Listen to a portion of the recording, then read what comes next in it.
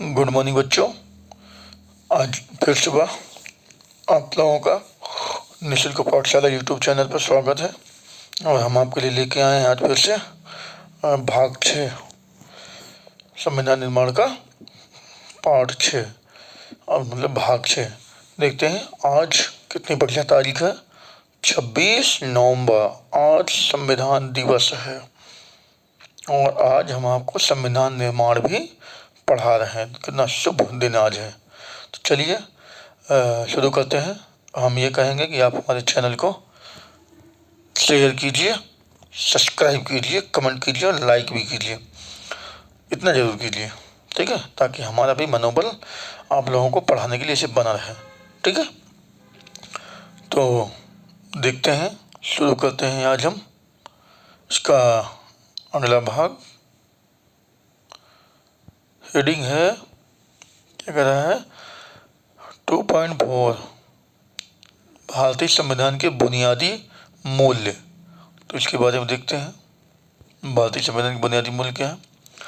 क्या कह रहा है, इस किताब में हम विभिन्न विषयों पर संविधान के प्रावधानों का अध्ययन करेंगे। मतलब कह रहा है जो संविधान है, हम इस किताब में संविधान के प्रावधानों का अध्ययन करेंगे, उसके नियमों का अध्ययन करेंगे, उसके कानूनों का जो लिखा गया है। ठीक है, तो अभी हम यही जानने की कोशिश करेंगे कि हमारे संविधान के पीछे का दर्शन क्या है। यह काम हम दो तरीकों से कर सकते हैं। पहला क्या करा, अपने एक सेकंड, दर्शन क्या है, यह काम हम दो तरीकों से कर सकते हैं।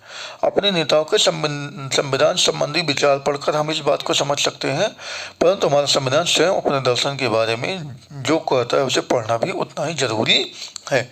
एक तो हम लिखने वाले के विचार को पढ़ सकते हैं, दूसरा संविधान स्वयं अपनी बात को रख रहा है तो उसे हम समझ सकते हैं। देखें, संविधान की प्रस्तावना यही काम करती है। आइए इस पर बारी बारी से गौर करें।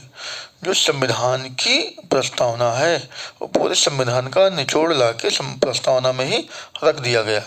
आप प्रस्तावना को ही पढ़ के समझ सकते हैं कि पूरे संविधान में क्या लिखा गया है।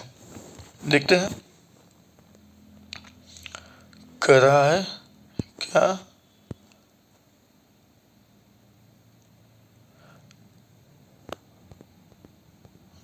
एक सेकंड,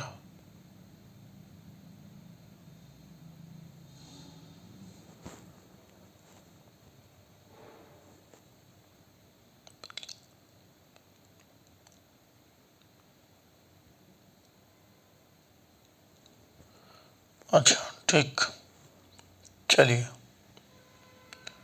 देखते हैं क्या कह रहा है कि सपने और वायदे, जो सपने देखे गए या वादे किए गए क्या है भारतीय संविधान में। तो कह रहा है आप में से कुछ को भारतीय संविधान निर्माताओं की सूची में एक बड़ा नाम न होने पर हैरानी हुई होगी। कह रहा जो संविधान की सूची है, कानून बनाने वाले लोग, उनमें जो जो नाम है उनमें से कुछ ऐसे भी नाम है जो नहीं है, तो आपको सोचने में हैरानी हुई होगी। यानी महात्मा गांधी का नाम, बस संविधान सभा के सदस्य नहीं थे, पर संविधान सभा के अनेक सदस्य उनके विचारों के अनुयायी थे। कहने का मतलब महात्मा गांधी का नाम कहीं भी संविधान निर्माताओं के रूप में सूची में नहीं है। उसके सदस्य महात्मा गांधी नहीं थे, संविधान सभा के सदस्य नहीं थे, लेकिन लोग उनके विचारों के अनुयायी थे, मानते थे उनके विचारों को। 1931 में अपनी पत्रिका यंग इंडिया में उन्होंने संविधान से अपनी अपेक्षा के बारे में लिखा था।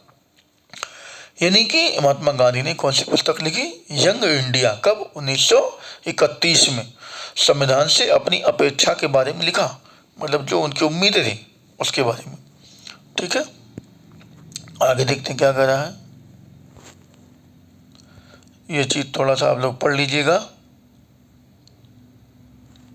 कि उन्होंने क्या उम्मीद की थी।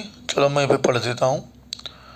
गांधी जी क्या उम्मीद थी, मैं भारत के लिए एक ऐसा संविधान चाहता हूँ जो उसे गुलामी और अधीनता से मुक्त करे। मतलब एक ऐसा संविधान हो जो किसी व्यक्ति को किसी का गुलाम ना होना पड़े, किसी के अधीन ना रहना पड़े, ठीक, किसी पर निर्भर ना होना पड़े।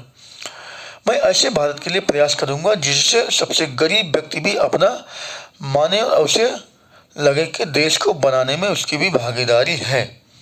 मतलब गांधी जी का कहना था कि मैं ऐसे प्रयास करूंगा कि ऐसा संविधान बने जिससे कि देश का प्रत्येक व्यक्ति, मतलब गरीब से गरीब व्यक्ति भी उसे मानने को तैयार हो और उसे लगे कि यह जो देश का निर्माण हुआ है, स्वतंत्र देश का निर्माण हुआ है, एक अच्छे प्रकार अपने गुलामी से अधीनता दूर होने का, तो उसके निर्माण में उसकी कुछ भूमिका है, उसकी भी भागीदारी है कि आज ऐसा भारत बना तो हमने भी इसमें सहयोग किया है। विश्वास होना चाहिए उसको। ऐसा भारत जिसमें लोगों का उच्च वर्ग और निम्न वर्ग न रहे।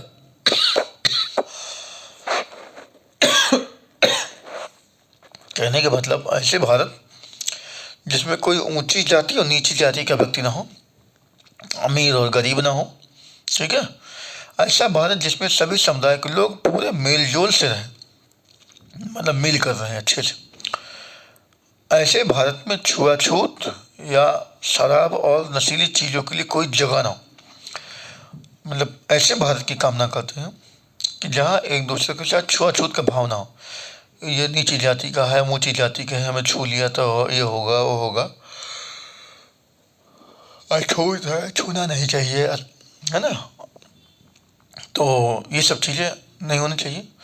शराब नहीं होनी चाहिए, कोई नशीली दवा या पदार्थ का भारत में व्यापार या सेवन नहीं होना चाहिए। औरतों को भी मर्दों जैसे अधिकार हो, यानी महिलाओं को पुरुष के बराबर अधिकार हो, और इससे कम पर संतुष्ट नहीं होऊंगा। मतलब इससे कम पर मैं संतुष्ट नहीं हूँ, इससे कम कोई भी अधिकार किसी को नहीं दिया जाना चाहिए। मैं ऐसे भारत की कल्पना करता हूँ कि संविधान में ऐसा व्यवस्था किया जाए, गांधी जी कहना था। चलिए फिर क्या कहता है, भेदभाव और गैर बराबरी मुक्त भारत का सपना डॉक्टर अंबेडकर के मन में भी था। मतलब यही चीज अंबेडकर जी भी सोचते थे कि सबको बराबरी का दर्जा दिया जाए, किसी के साथ भेदभाव नहीं किया जाना चाहिए। जिन्होंने संविधान निर्माण में महत्वपूर्ण भूमिका निभाई, भाई संविधान निर्माण उन्होंने किया तो उसमें इन सब चीज़ों को विशेष तौर से ध्यान दिया। और क्या कह रहा है, असमानता कैसे दूर की जा सकती है, इस बारे में उनके विचार। समाज में जो असमानता, ऊंच नीच, छुआछूत, भेदभाव जो भी था, महिला पुरुष में मतभेद, ऊंच नीच का, तो सारी चीज़ों को कैसे दूर किया जाए उसके बारे में कह रहा है कि इनके विचार दूसरे से अलग थे। उन्होंने अक्सर गांधी और उनके नज़रिए की कटु आलोचना की। मतलब इनके विचार अलग थे, गांधी जी के विचारों की आलोचना भी करते थे, है ना, पुरजोर आलोचना की। संविधान सभा में दिए गए अपने अंतिम भाषण में उन्होंने अपनी चिंताओं को बहुत स्पष्ट ढंग से रखा था। यानी संविधान सभा में जब उनका अंतिम भाषण हुआ तो अंतिम बार जब वो खड़े हुए बोले तो उसमें अपने विचारों को उन्होंने स्पष्ट ढंग से रखा। जो उन्हें जिस चीज़ को लेकर चिंता थी, टेंशन थी, उसके बारे में उन्होंने बताया। चलिए और क्या कर रहा है आगे देखते हैं। संविधान दर्शन, अगला क्या है, हेडिंग है संविधान दर्शन। जिन मूल्यों ने स्वतंत्रता संग्राम की प्रेरणा दी और उसे दिशा निर्देश दिए तथा जो इस क्रम में जांच परख लिए गए, वे ही भारतीय लोकतंत्र का आधार बने। मतलब किसी भी चीज को संविधान में शामिल करने के पहले उन पर बहुत अच्छे से जांच परख की गई, बहुत अच्छे संतुष्ट हुए लोग, ठीक है, भारतीय लोकतंत्र का आधार बना। आगे भारतीय संविधान की प्रस्तावना में उन्हें शामिल किया गया। भारतीय संविधान की सारी धाराएं इन्हीं के अनुरूप बनी हैं। जितने भी नियम कानून बने उन सब चीज़ों को ध्यान में रखते हुए, प्रेरणा स्रोत वगैरह जो थे आज़ादी के, उन सब चीज़ों को ध्यान में देकर बना गया। संविधान की शुरुआत बुनियादी मूल्यों की एक छोटी सी उद्देशिका के साथ होती है। कह रहा है जो संविधान की शुरुआत होती है एक छोटी सी और एक मूल्यवान जो बहुत ही महत्वपूर्ण उद्देशिका है उसके साथ होती है, प्रस्तावना के साथ। इसे संविधान की प्रस्तावना या उद्देशिका कहते हैं। इसे क्या कहते हैं? संविधान का प्रस्ताव या उद्देशिका कहते हैं। अमेरिकी संविधान की प्रस्तावना से प्रेरणा लेकर समकालीन दुनिया के अधिकांश देश अपने संविधान की शुरुआत एक प्रस्तावना के साथ करते हैं। मतलब जो अमेरिका की प्रस्तावना है उससे बहुत सारे लोग प्रेरणा लेते हैं, यानी कि अच्छी बनी है प्रस्तावना, सही लिखा गया है ना। तो उन्हीं चीज़ों को प्रेरणा लेकर वहीं से सीख लेते हुए लोग अपने देश के संविधान में प्रस्तावना का निर्माण करते हैं। आइए हम अपने संविधान की प्रस्तावना को बहुत सावधानी से पढ़ें और इससे आए प्रत्येक महत्वपूर्ण शब्द के मतलब को समझें। और क्या कह रहा है कि इन महत्वपूर्ण शब्द को समझें कि क्या है प्रस्तावना में, क्या कह रहा है ना। पढ़ें और समझें। संविधान की प्रस्तावना लोकतंत्र पर एक खूबसूरत कविता सी लगती है। कह रहा है संविधान की जो प्रस्तावना है वो लोकतंत्र पर एक खूबसूरत कविता सी लगती है, जैसे कोई कविता लिखी गई हो बहुत खूबसूरत अच्छी। इससे वह दर्शन शामिल है जिससे पूरे संविधान का निर्माण हुआ है। जिससे संविधान का क्या हुआ? संविधान का निर्माण हुआ है। यह दर्शन सरकार के किसी भी कानून और फैसले के मूल्यांकन और परीक्षण का मानक तय करता है। क्या कहता है? परीक्षण का मानक तय करता है। इसके सहारे परखा जा सकता है कि कौन कानून, कौन फैसला अच्छा है या बुरा है। इससे भारतीय संविधान की आत्मा बसती है। मतलब भारतीय संविधान में ही जो चीज़ें लिखी गई हैं वो प्रस्तावना में ला करके ऊपर ऊपर से रख दी गई। अब आप प्रस्तावना को ही पढ़ करके उसका परीक्षण कर सकते हैं, देख सकते हैं, समझ सकते हैं और उसके बारे में मूल्यांकन भी आप कर सकते हैं कि इसके अंदर क्या चीज़ें हैं, कितनी महत्वपूर्ण चीज़ें हैं। ठीक है ना। तो भारतीय संविधान की आत्मा प्रस्तावना को ही कहा गया है। तो विशेष तौर से इन चीज़ों को समझने के लिए, संविधान को समझने के लिए हमें पहले प्रस्तावना को समझना होगा। तो देखते हैं कुछ क्या कर रहा है।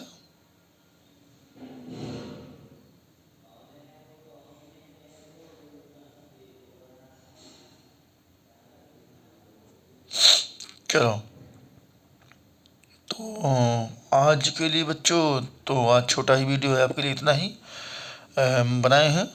कल आपका ये चैप्टर ख़त्म हो जाएगा, तो हम लोग कल फिर मिलेंगे नए वीडियो के साथ में।